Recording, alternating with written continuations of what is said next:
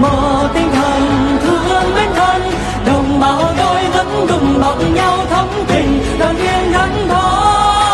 Trời đất còn sông nước còn, bàn tay hiện dệt bao gấm son, dòng Trường Sơn tiếng hò dô ta huyết mạch ông cha mãi còn.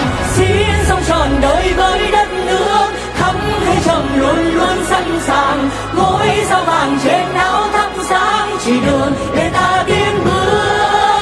Bao lời dạy của bác vẫn đó, tay không mà dựng lên cơ đồ, lá cờ đỏ phấp phới chưa gió tự hào, chỉ mong kiếp sau vẫn là người Việt Nam.